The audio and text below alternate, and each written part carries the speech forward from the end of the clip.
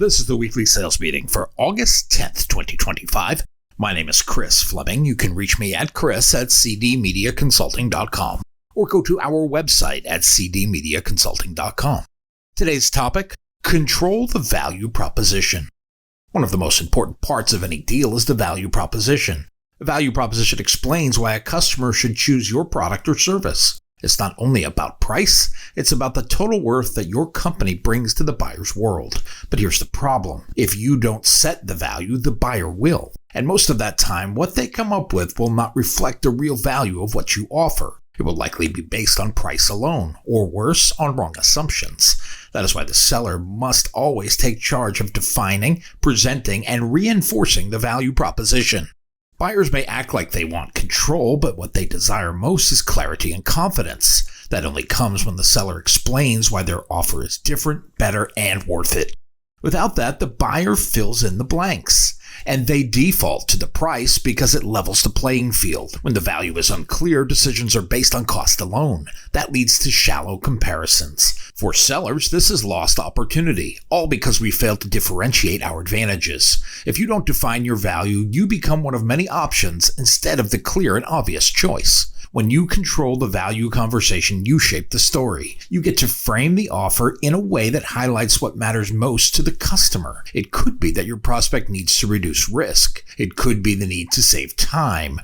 Most are interested in increasing revenue. Some of the boldest prospects will be willing to unlock new opportunities. But this is your chance to help the buyer see what they may not see on their own. This act of guiding the conversation doesn't take away the buyer's power. It actually empowers them to make a better choice. They will be armed with this power. They will understand with clarity what they are choosing. When we avoid defining value, we risk being viewed as a commodity. And in commodity markets, the lowest price wins. The Harvard Business Review says companies that compete on price alone lose 24% more deals. That is when compared to those who compete on differentiated value. That means value-driven sellers win more often, but it doesn't happen by accident. It happens through deliberate effort. It happens by crafting a message that connects your product to the specific problems or goals they have. Sellers must paint a picture of what success looks like and how this success is achieved using their offer. You have to prove your utility. Buyers don't always know what to ask for. Many don't understand what they need. They know they have a pain point. They may even know what results they want, but they usually don't know how to get there. That's where the best sellers step in. They don't launch into more features or discounts. They lead with market intelligence and consumer insight. They help clarify the path. They introduce new thinking, and they build trust by showing how their product solves not only the surface problem, but the deeper challenge. This is called solution selling, and it only works when the seller is in charge of driving the value conversation. According to McKinsey & Company, 70% of B2B buyers will define their needs before engaging with a sales rep. That means by the time the seller shows up, the buyer already has ideas in their head. But here's the catch. Those ideas may be wrong. They could be incomplete, or the decision is based on old information.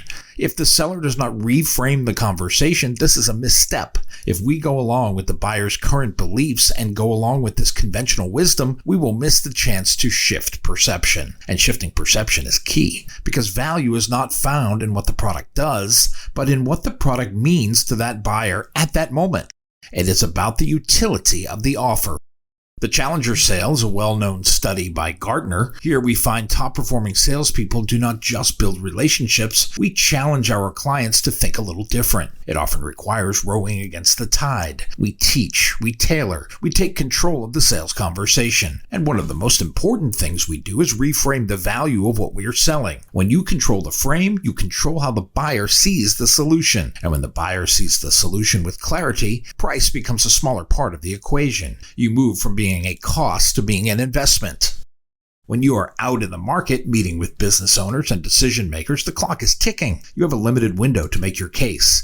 If you waste that time talking about features or trying to be liked or letting the buyer set the tone, you're giving up the most powerful advantage you have. And that is the chance to define what success looks like and define how your solution gets them there. Selling is not only about asking questions, it's about leading with purpose. And there's another risk in letting the buyer define the value. They may compare you to solutions that are not even in the same category. This is called a false equivalency. If you sell a high-performance, high-impact solution and the buyer compares it to a cheap spot package, they are missing the context. And if you let that comparison stand, you're not only losing the sale, you're also devaluing your entire offering. Your job is to make sure the buyer is using the right lens. That means educating them, guiding them, and anchoring the value in the right outcomes. Warren Buffett claimed price is what you pay, value is what you get.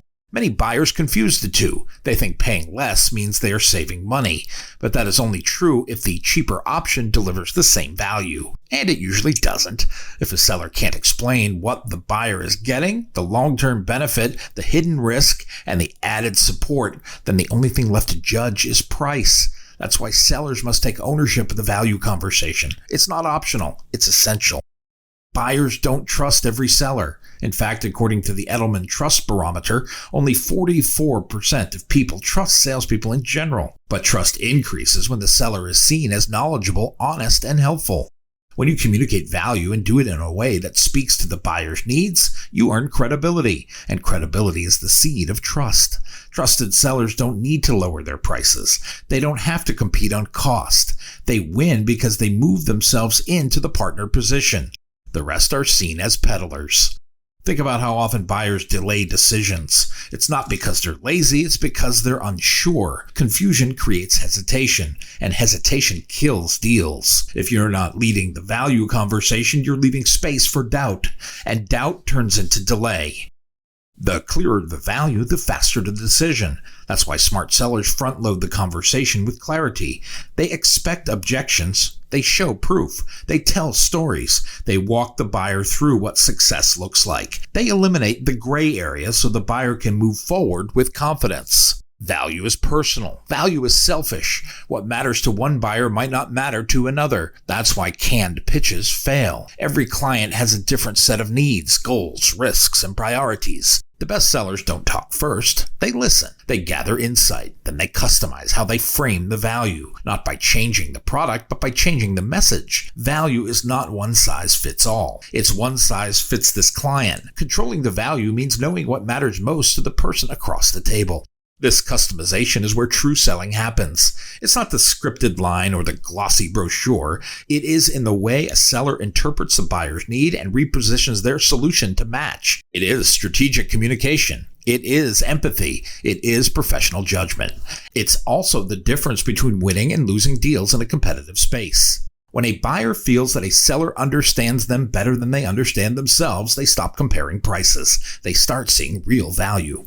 Think of a buyer's brain as a crowded room. There are dozens of competing thoughts. There are internal pressures. They have their own deadlines. There are conflicting opinions in their own building. You must also factor in past failures. And because of this, the buyer often has fears about making the wrong decision. That is the room where your proposal goes to live. And if you don't define exactly where it fits and what problem it solves, your offer gets drowned out by the noise. But if you arrive with clarity, certainty, and a meaningful definition of value, you can cut through the noise. You become the answer instead of another question. Too often, sellers try to win by being agreeable. We say yes to everything. We want to avoid tough conversations. We assume that a smooth meeting equals progress. But real progress doesn't come from being agreeable. It comes from being useful. And usefulness means helping the buyer make a better decision. That requires courage. It means pushing back when the buyer wants to compare you, ever unfairly. It means explaining why your solution costs more and why it's worth it. And it means owning the value proposition even when it's uncomfortable. It means trading on the utility of what you sell. In his book, Influence, Dr. Robert Cialdini explains that authority is one of the strongest drivers of persuasion. People are more likely to follow the lead of someone who seems to know what they're talking about. For us, controlling the value proposition is one of the most effective ways to show authority. When you confidently lay out what makes your offer valuable, you start winning. When you back it up with evidence, stories, and insight, you take on the role of a trusted advisor. And advisors win more deals than order takers. Let's not forget the role of storytelling. A good value proposition isn't a list of features. It's a story of transformation. It's a before and after picture. It helps the buyer imagine what their business, their team, or their results will look like after they make the investment. When sellers control the story, they can highlight the pain avoided. We can talk about the gains achieved. We can show a glimpse of the future that feels possible. But this doesn't happen if you don't control the narrative. What happens is the buyer writes their own ending, and this ending doesn't include you or your solution. They will leave out all the details that matter to avoid anything uncomfortable. Now consider the cost of silence. When you let the buyer talk 90% of the time and never reframe or redirect the conversation, you are not being a good listener. You are being passive. Listening is only powerful when followed by action. When you listen closely and then reposition the offer around the buyer's true priorities, you become valuable. A seller who listens and nods and offers only the price at the end becomes forgettable. Silence in the value conversation is not a strategy. It's surrender. In longer sales cycles, one pitch won't carry the deal. Value must be reinforced again and again. Decision makers shift, budgets change, and priorities evolve. If you aren't constantly restating the value tied to the outcomes, not your features, the deal weakens. Buyers need reminders of why your solution matters at every step. Some fear being pushy, but persuasion isn't pressure, it's clarity. Own the value proposition. This will help your buyer connect the emotion and logic of the deal. Decisions will be made to impact their person and their company. Salesforce reports that 78% of business buyers prefer vendors who understand their needs. But understanding isn't only having the right product, it's about communicating the right value. HubSpot found that top sales teams are 2.8 times more likely to use both content and conversation to educate buyers. That education starts with a strong value proposition. Defining value is thought leadership when it comes to your customers. If you don't lead the buyer to clarity, someone else will lead them in a different direction. When you own the value proposition, everything changes. You will stop justifying your price. You will stop chasing poor fits. You will focus on the right kinds of buyers. This shift drives better conversations, larger deals, and stronger loyalty. The buyer's role is to decide. The seller's role is to guide that decision by showing what's at stake, what's possible, and why it matters. And doing so with an expert's clarity and simplicity. If you don't define the value, the buyer will, and they will get it wrong. Personalize the solution. Customize the narrative. You will impact the outcome with your utility. My new book, 21st Century Sales Success, is now available on Amazon.com. If you like what you have heard here today, please consider ordering a copy or two. You can always send one to a friend. Go to cdmediaconsulting.com right now and follow the instructions to order.